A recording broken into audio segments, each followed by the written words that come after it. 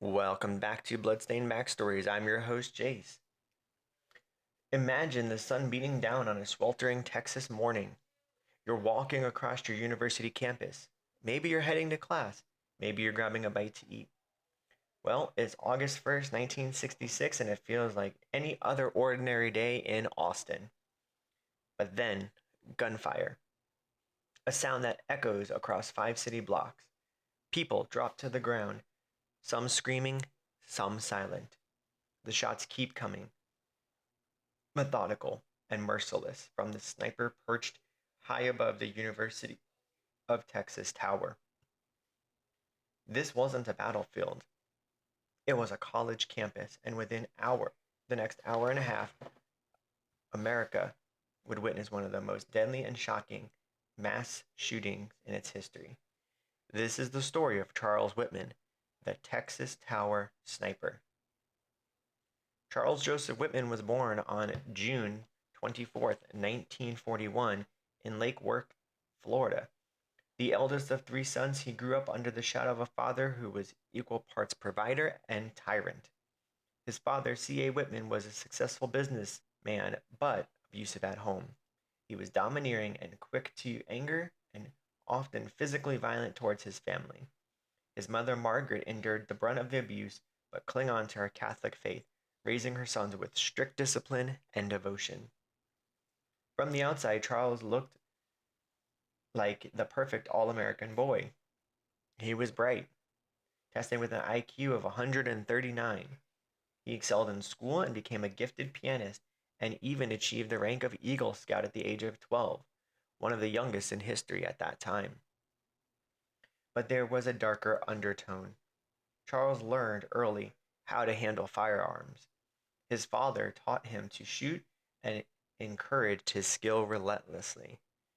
Whitman developed into an exceptional marksman, a talent that would eventually play a devastating role in history.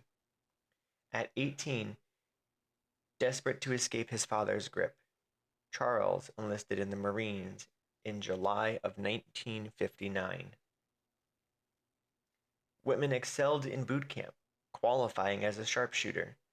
He served 18 months at Guantanamo Bay in Cuba and by all accounts was a model Marine.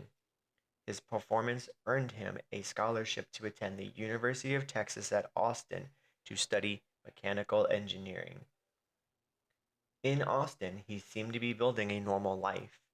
He met and fell in love with Kathleen Lessner, a fellow student, and in 1962 they would become married. Kathy was devoted, kind, and grounded, maybe a stabilizing force for Whitman, or at least temporarily. But cracks soon began to appear. His grades began to slide, leading the Marines to recall him to active duty in 1963. There, his discipline faltered. He was court-martialed for gambling, unauthorized possession of a personal firearm, and threatening another Marine. Once the promising sharpshooter, Whitman's military career ended in failure. He was honorably discharged in 1964 and returned to Austin with Kathy, determined to finish his degree. But his struggles only deepened. By 1966, Charles was unraveling. He suffered severe headaches, mood swings, and violent thoughts. Friends noticed his temper, and Kathy confided in others that Charles could be controlling and quick to anger.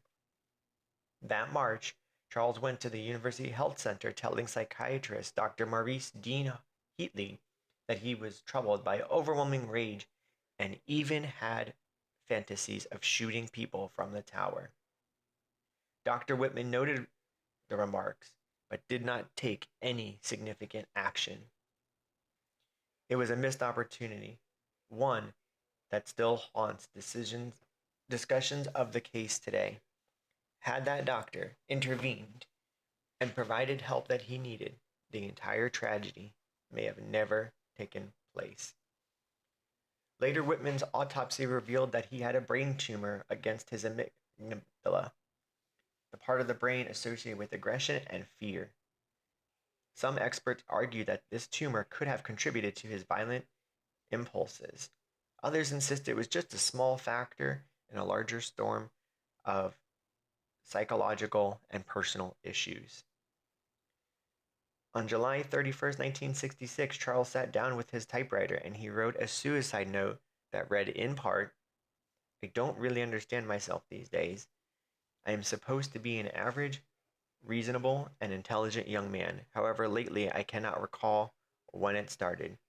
I have been a victim of many unusual and irrational thoughts." He requested an autopsy be done after his death, desperate for someone to understand why he felt so consumed by rage.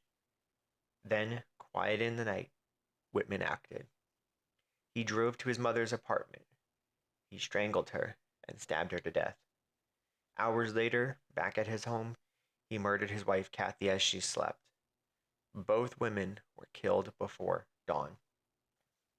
Whitman then prepared for what he chillingly referred to as his day of reckoning. On the morning of August 1st, he loaded his car with a footlocker that was packed with weapons, such as hunting rifles, shotguns, pistols, a machete, knives, rope, food, water, and 700 pounds of ammunition.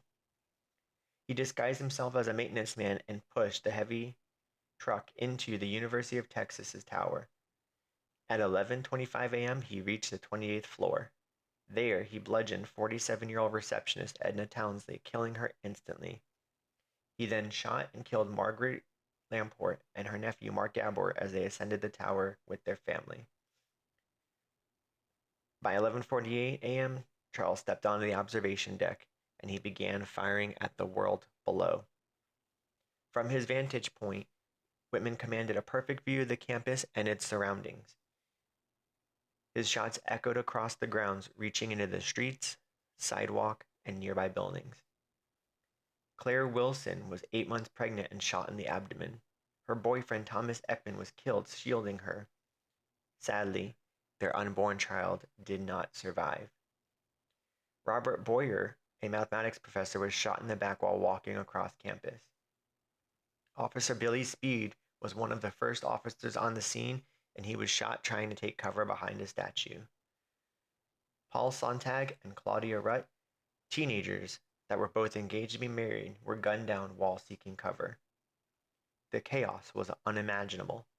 Students and faculty dropped to the ground, crawling for safety.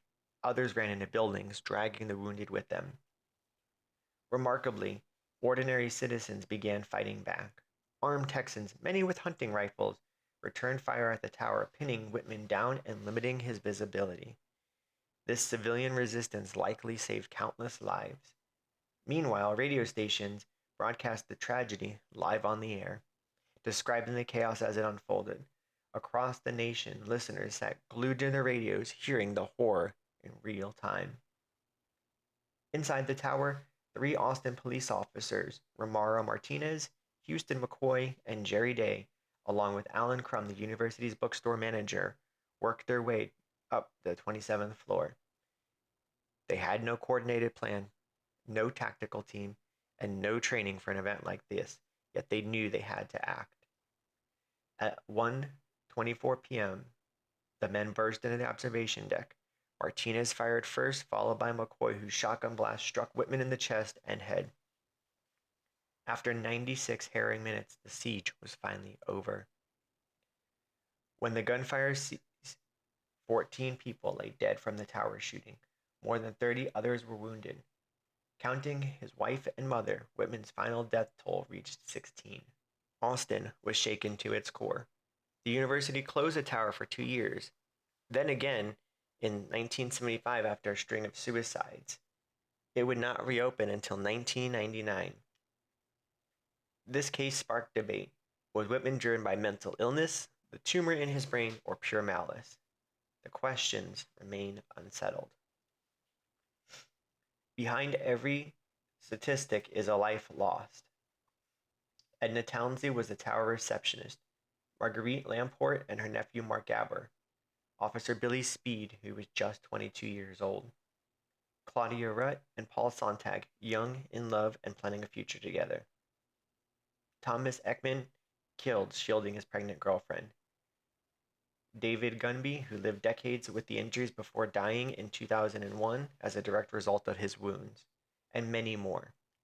Each life, each family, forever changed in the span of an hour and a half. The Texas Tower shooting was a turning point in American history. It was one of the first mass shootings in public spaces. It changed police training, emphasizing rapid response to active shooters rather than waiting, and it foreshadowed an era of mass shootings that America continues to struggle with today. In 2016, on the 50th anniversary of its tragedy, a 6-foot granite memorial was unveiled on campus. It bears the names of the victims and is a permanent reminder to the lives lost. Charles Whitman's rampage at the University of Texas shocked the nation. It was a tragedy that forced law enforcement, universities, and society at large to confront a new kind of violence. But at the heart of this story are not the questions about Whitman's brain or his motives. It's the people who never came home that day, the students, the professors, police officers, and bystanders whose futures were stolen.